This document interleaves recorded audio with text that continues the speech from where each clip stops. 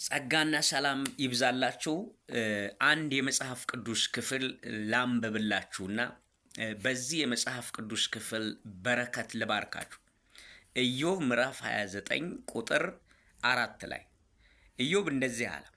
በሙሉ ሰውነቴ እንደነበርኩ ጊዜ እግዚአብሔር ድንኳኔን በጋረደ ጊዜ ሁሉን የሚችል አምላክ ከኔ ጋር ሳለ ልጆቼ በዙሪያዬ ሳሉ መንገዴ በቅቤ ይታጠብ በነበረ ጊዜ ድንጋዩ ዘይት ፈሳሽ ያፈስልኝ በነበረ ጊዜ ወደ ከተማይቱ በር በወጣሁ ጊዜ በአደባባዩም ወንበሬን ባኖርኩ ጊዜ ጎበዛዝት እኔን አይተው ተሸሸጉ። ሽማግሌዎችም ተነስተው ቆሙ። አለቆች ከመናገር ዝም አሉ። እጃቸውን በአፋቸው ላይ ጫኑ።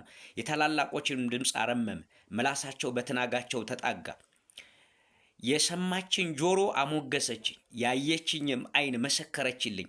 የሚጮኸውን ችግረኛ ድሃ አደጉንና እረጅ የሌለውንም አድኜ ነበርሁና ለጥፋት የቀረበው በረከት በላይ ላይ መጣ።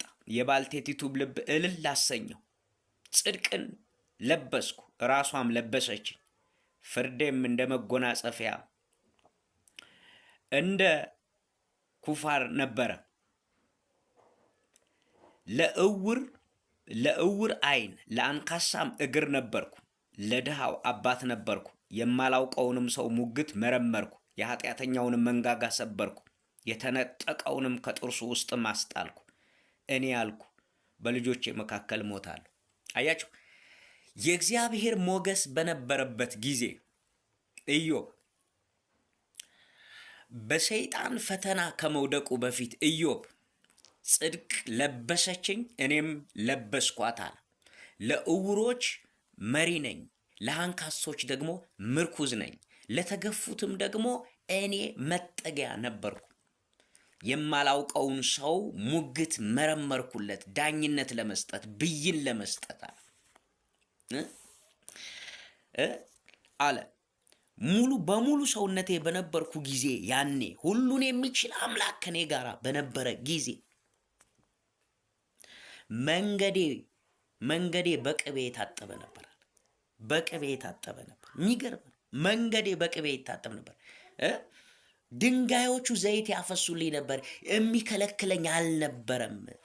የእግዚአብሔር ሞገስ ሲሆንላችሁ መንገዳችሁ በቅቤ የታጠበ ይሆናል። ምድረ በዳችሁም ዘይት ማፍለቅ ይጀምራል። ደረቅ የተባለው ቦታ ለሌሎቹ ደረቅ የሆነው ቦታ ለእናንተ ግን ዘይት ማፍለቅ ይጀምራል። በጌታ በኢየሱስ ስም ጸልያለሁ። መኖራችሁ ለእንደዚህ አይነት ሁኔታ ይሁን በኢየሱስ። አያችሁ፣ የኢዮብ ብልጥግና ለደካማው ምርኩዝ ነው። የኢዮብ ብልጥግና ደረቁን ለማለምለም ነው። የኢዮብ ብልጥግና ለዕውሮች መሪ ለመሆን ነው። የኢዮብ ብልጥግና ለችግረኞች ምርኩዝ ለመሆን ነው።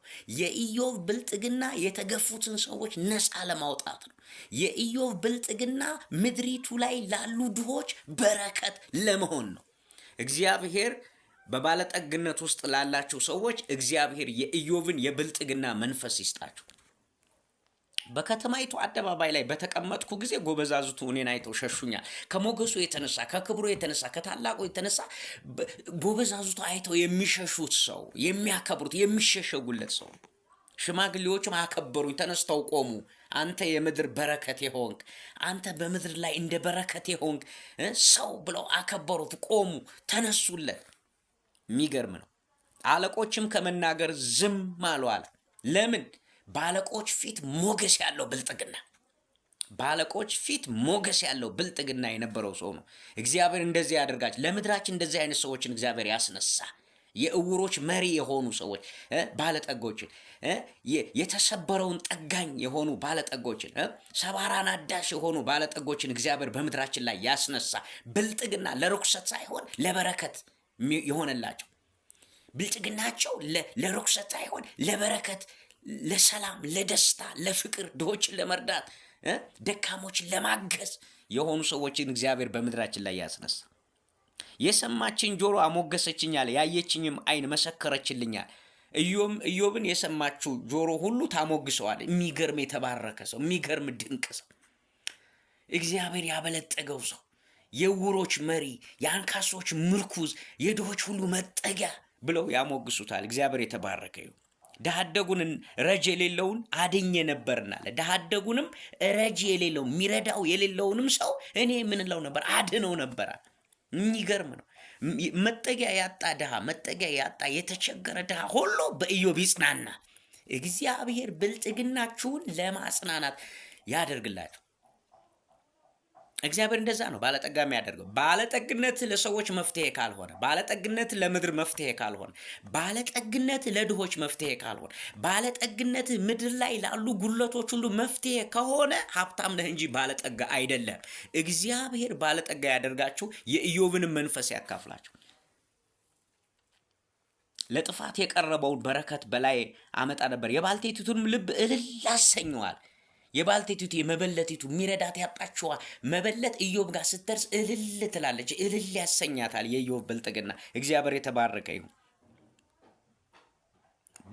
እልል አሰኛት ነበራል። ፍርዴ እንደ መጎናጸፊያ እንደ ኩፋር ነበረ ይልና ለእውር ዓይን ነበርኩ፣ ለአንካሳም እግር ነበርኩ፣ ለድሃ አባት ነበርኩ፣ የማላውቀውንም ሰው ሙግት መረመርኩኝ አለ። በዘመድ አይደለም፣ በዘረኝነት አይደለም።